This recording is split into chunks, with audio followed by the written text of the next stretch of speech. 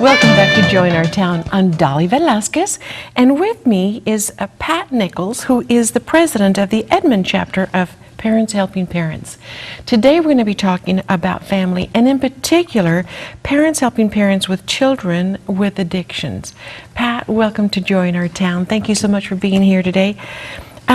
First of all, what is Parents Helping Parents? Well, Parents Helping Parents is a support group. It's a 501c3, and specifically we seek out parents who have children who are abusing and or addicted to alcohol or other drugs. And it can be any age child, from 12 years old on up to the 40s, just whatever it is. And we're there to provide resources, hope, encouragement, and a host of other, all the types of resources a parent might need to help them get through this battle. Now, what resources do you provide parents? Well, there are numerous resources. For instance, let's speak about counseling. A lot of times when we get in situations like this, a professional counselor is very helpful. And what we do is provide our experiences with the counselors and which counselors might be in that particular parent's best interest. We certainly don't tell parents what to do or which counselor or anything like that. We just give them an overview and they get to choose. But all these resources come from years and years of other parents' experiences. And so we look at those experiences, and if there's a multitude of positive experiences, then these are the ones we suggest. Again, we don't tell any parent what to do. But then you also get into other types of resources. And primarily, Parents Helping Parents is an educational program. So when you come to one of our meetings, you're going to hear a professional speaker, or you may hear other parents telling of their experiences. And sometimes we have an AA group. And so there's all these multitude of different types of education. And what's key to our program is that when you walk into Parents Helping Parents meeting, you're there with other parents who understand, and there's no judgment, and so on and so forth. And so there's just a good feeling when you walk in. We also have a host of educational type things that you can check out free of charge. And these are not commonly known, and they're hard to get, and some of them are very expensive, so that's a good resource. But then there's also the other resources, like for instance, everyone's heard of Al-Anon. But there's also other ones like Families Anonymous. And Families Anonymous is specifically, it's similar to Al-Anon, but it's specifically for parents dealing with a child who's become addicted or substance abuse. So, and it has similar, and all of its resources are geared specifically to help the parent in that particular situation. And then of course you have Codependence Anonymous, and you have Celebrate Recovery, and so there's a host of them. And the other key things with Parents Helping Parents is we keep up to date with anything new or anything that is positive that maybe the parent's not aware of, and we give those options out so that you have everything you need when you decide to move forward. Now, how did you become involved with Parents Helping Parents? Well, initially when my son first started abusing alcohol, and it got to a point where there was becoming severe consequences to his actions, and my normal discipline and parenting skills were being overwhelmed by these actions, I took him to a psychologist, and I said, well, you know, what's going on here? And no one mentioned alcohol or other drugs to me. None of the other parents that knew my son mentioned alcohol or other drugs. No one said a word to me. I would later find out that everyone knew except me. And so a lot of people are going, well, that can't be possible. Well, yes, it's very possible. In fact, it's very common. So that, of course, I was upset and angry that I was having to have to deal with that. But I wanted to turn my anger into something positive. And so I wanted to make sure that other parents didn't experience the same thing I did. And I wanted to give them an avenue for them to pursue that I was never given, because that kind of locked me in to kind of a continual destruction for many, many years, which affected my friendships, my family, my business, my relationship with my wife, the other children, my other children. So they call it a family disease, and I assure you it is. Now, When should a parent be concerned that their child's substance abuse is not simply a normal stage of adolescence experimentation? This is one of the most difficult questions that parents have to answer for themselves. Basically, what happens is when your basic rules of the house are not followed and severe consequences continue regardless of the devastation that's being caused, and they continue to do these over and over again, you need to move forward and probably seek some professional help, okay? So I don't know if I made myself real clear there, except that Well, what I'm hearing you say is that sometimes parents figure, it's my child, I can handle this. They're just going through a little phase, they're going to get over it, sort of like a little temper tantrum of a 2-year-old. Well, this is just a little phase that they're going through, and they'll get over it. And you're saying it's a lot more serious than that. Get professional help. When the consequences no longer matter, especially if we're looking at the teenagers. If we look specifically at teenagers, one of the two things that they really want the most is their car and the respect of their parents. And when that no longer matters to them, okay, you know you have a serious problem. When their grade starts falling, when they turn from the friends they once knew, when they no longer wish to go to church, all these types of things add up, and they add up a little at a time. And each time you come across something, you think you can handle it, and it keeps building and building. Eventually what happens when we look at addiction is that it's a progressive disease, and sometimes it occurs earlier and sometimes later. And by the way, by the word addiction, I need to make myself clear. Addiction now is a mental illness.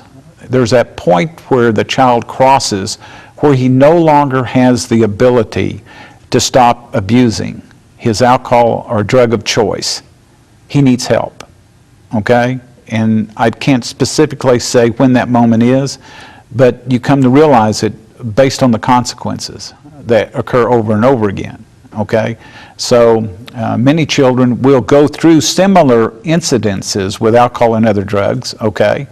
But at some point they say, okay, this isn't worth it. I need to get my car back, my parents' respect back, I need to get my grades up, I want to go to college, and so they'll move away from that, okay? And so when looking at teenagers, one of the keys there is once you get to that point where you know it's more than simply an experimental type thing or something, you need to go ahead and intervene early and often in the teenage years. What are some of the immediate actions that parents have found to be most helpful? Well, I think the most helpful thing is for the family to work together as a team. Everyone who cares and loves for the child should be willing to come together, or hopefully they will come together. So by family, you're not saying the family, the parents and the child. You're saying the aunts, the cousins, the grandparents. Yes, I apologize. Anyone that's loves a child that's in his life, okay? Okay. So that would be the key, and to come together and get educated on what they're dealing with, because they don't realize what they're, and that's where the professional counselor comes in, who can help educate the family and give them an idea of where they can go and work together for the good of not only the child, but also for the family. Now, what type of boundaries should a parent set?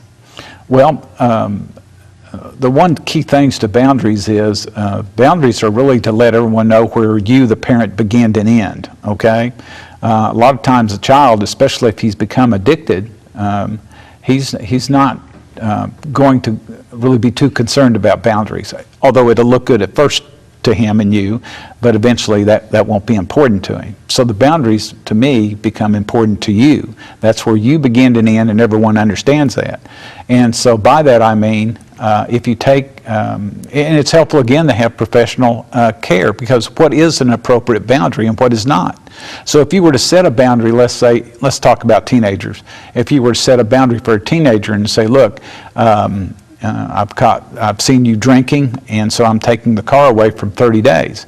Well, you don't want to, just because it's inconvenient to you to have to drive him, you don't want to say, okay, I'm only going to do it for 2 weeks, okay? Backtrack. Right. So you don't want to do anything that you can't follow through with, and that's one of the keys to boundaries, and also to understand, are they appropriate? Are you setting the boundary to punish the child? Okay, because if he sees it that way, you're actually really working against yourself. So it's better to make sure that you deal with someone who understands this process, that your boundary is appropriate and everyone agrees to it, I think is key. Sometimes as parents, we're kind of blind to a lot of stuff like that, aren't we? And what's nice with, it seems to me, through Parents Helping Parents, is that these are parents that have been there, that have made the mistakes, that have now found out what they should have been doing, and now they've seen it in their own life, it sounds like, but they've seen it over and over and over again as they help in other parents as well. You know, I went to your website and I was amazed at the wealth of information in there. For parents who have never gone through anything like this.